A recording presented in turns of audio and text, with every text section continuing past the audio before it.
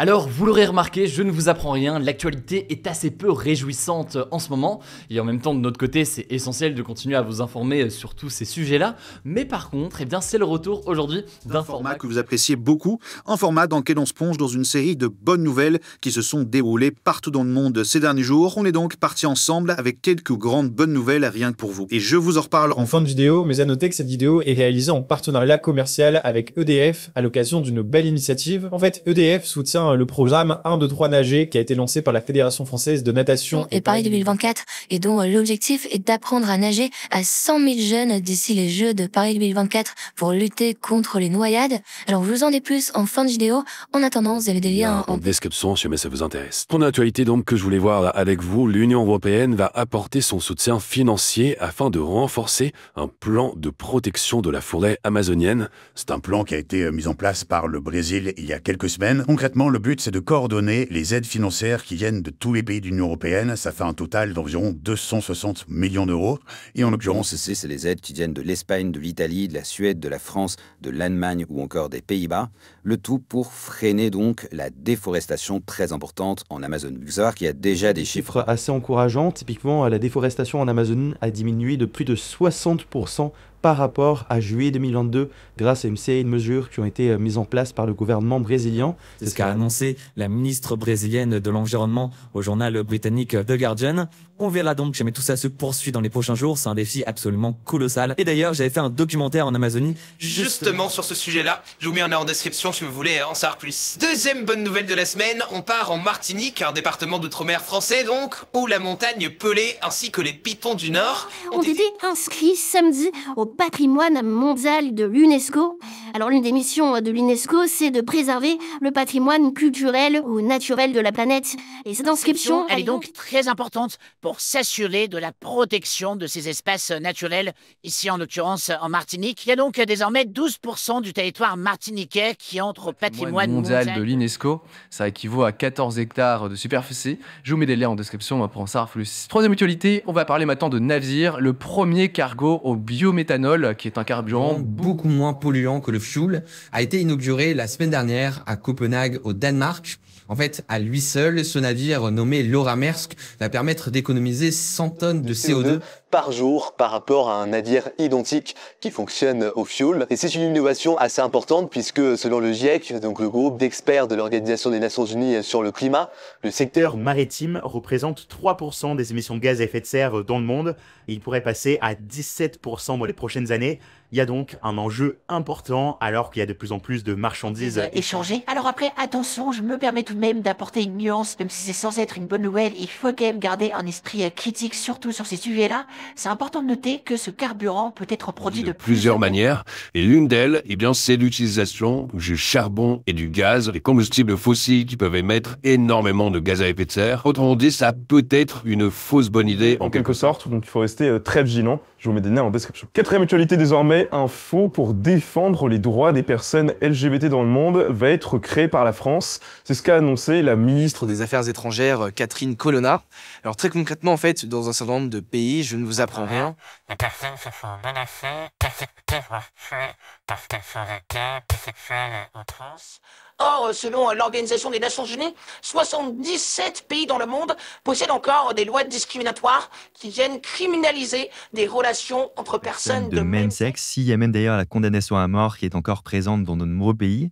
Du coup, il y a un fonds qui a été lancé, un fonds de 2 millions d'euros qui pourrait être utilisé par toutes les ambassades françaises dans le monde afin de soutenir des personnes qui seraient persécutées. Là aussi, comme d'habitude, je vous mets les liens en description pour en savoir plus. L'autre actualité que je voulais voir maintenant, c'est une bonne nouvelle pour les arbitres et plus largement pour les femmes qui jouent au football en Asie. En effet, dès la première info, pour la première fois de l'histoire, des femmes vont pouvoir arbitrer des matchs de la Coupe d'Asie des Nations de football qui aura lieu au Qatar en 2024. Alors cette compétition, c'est en gros l'équivalent de l'Euro, mais pour les pays d'Asie. Elle existe depuis 1956 et elle rassemble les meilleures équipes nationales comme le Japon ou encore la Chine. Alors il y a 5 arbitres féminines qui ont été retenues et en parallèle de cette annonce, autre annonce importante pour les joueuses féminines, la Confédération asiatique de football Football a annoncé il y a quelques mois le lancement d'une Ligue des champions féminine asiatique dès l'an prochain. L'enjeu clairement ici donc c'est de développer le football féminin dans la région. Une bonne nouvelle européenne et pour la science aussi maintenant. Les Français Xavier Strottner et Yann Santi ainsi que l'Allemand Marcel Dreschler ont remporté la semaine dernière le prix du concours de la photographie d'astronomie de l'Observatoire Royal de Greenwich. Alors la photo en question, elle est baptisée Andromeda Unexpected et c'est un cliché de la galaxie d'Andromède accompagné d'un arc de plasma. Alors pour ceux qui ne connaissent rien à l'astronomie, en fait, la galaxie Andromède, c'est une galaxie dite à spirale, c'est-à-dire que c'est un ensemble de centaines de milliards d'étoiles rassemblées dans une sorte de disque en apparence. Et au-delà de ce prix photo, cette photographie, elle pourrait aussi permettre des avancées d'un point de vue scientifique. Autrement dit, c'est extrêmement intéressant pour avoir autre bonne nouvelle maintenant en France qui pourrait être, j'en suis conscient, assez anecdotique, mais elle n'est pas tant que ça. Vous allez voir pourquoi. Je vais vous parler d'une initiative intéressante dans la ville d'Annecy. Un EHPAD, donc un établissement pour personnes âgées dépendantes, a installé un food truck dans son jardin. Vous allez me dire là, est-ce que c'est vraiment une bonne nouvelle, est-ce que c'est vraiment apaisant? En fait, derrière ça, il y a un objectif qui est double. Déjà, apporter des bons repas aux résidents, ça fait toujours plaisir, mais l'un des enjeux les plus importants, en fait, c'est de rompre l'isolement des personnes âgées en les ouvrant au monde extérieur et en ayant donc un service de restauration où d'autres personnes aussi pourraient éventuellement se rendre. C'est un élément important. Quand on le sait, il y a plusieurs études qui le montrent, je vous mets des liens en description, mais qu'un certain nombre de personnes âgées, notamment dans ce type d'établissement, ne reçoit parfois jamais de visite. Et en plus, c'est pour la bonne cause, puisque depuis la mise en place de ce food truck, il y a près de 1500 repas qui ont été servis, et les revenus qui ont été récoltés, ils vont permettre de financer la création d'une unité pour protéger les personnes atteintes de la maladie d'Alzheimer. Autrement dit donc, c'est vraiment pour la bonne cause jusqu'au bout. Et dernière actualité, celle-ci, j'en suis conscient, est plus anecdotique, mais c'est une belle histoire. C'est une information qui vient de France 3 Région dans un article que je vous mets en description. Un chat âgé de 15 ans a retrouvé sa famille à Charleville-Mézières, dans l'est de la France donc, après avoir disparu pendant plus de 10 ans. Et oui, en fait, quand il avait 5 ans, en 2013 donc, Néo s'est échappé de chez lui. Il n'a jamais été retrouvé par la famille. Entre-temps, la famille a déménagé dans le même département. Et miracle, donc, 10 ans après, Néo a été confié par hasard à une asso qui recueille des animaux errants. Il a donc pu être identifié grâce à sa puce. Et donc, il a été ramené auprès de sa propriétaire qui forcément n'en croyait pas ses yeux. Alors, je vous le disais, cette vidéo est réalisée en partenariat commercial avec EDF, qui est le fournisseur officiel d'électricité renouvelable et des Jeux Olympiques et Paralympiques de Paris 2024.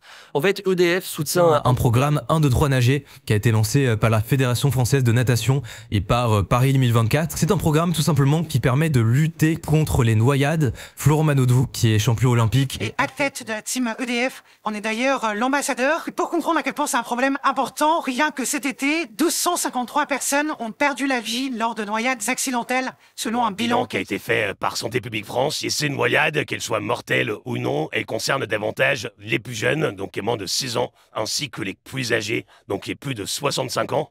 Alors pour éviter que ça n'arrive, le programme 1, 2, 3 nager permet aussi bien aux enfants qu'aux adultes d'apprendre à nager. En plus, EDF s'est fixé pour objectif d'apprendre à nager à 100 000 jeunes. Concrètement, en fait, il y a des bassins mobiles qui sont mis en place dans des zones où il n'y a pas de piscine. Il y a aussi des cours d'apprentissage de nage qui sont donnés gratuitement dans des lieux qui disposent de piscines, mais qui manquent par exemple de maîtres nageurs. Alors si vous aussi, vous souhaitez apprendre à nager ou alors que vous connaissez des personnes qui pourraient être intéressées, je vous mets le lien du programme directement en description. C'est tout en tout cas pour cette nouvelle plongée de bonnes nouvelles en une dizaine de minutes. J'espère que ça vous aura plu. Prenez de vos retours dans les commentaires. Comme ça, on pourra continuer à le poursuivre et l'améliorer dans les prochains jours. Prenez soin de vous, prenez nos proches, passez un excellent week-end et on se dit à très vite.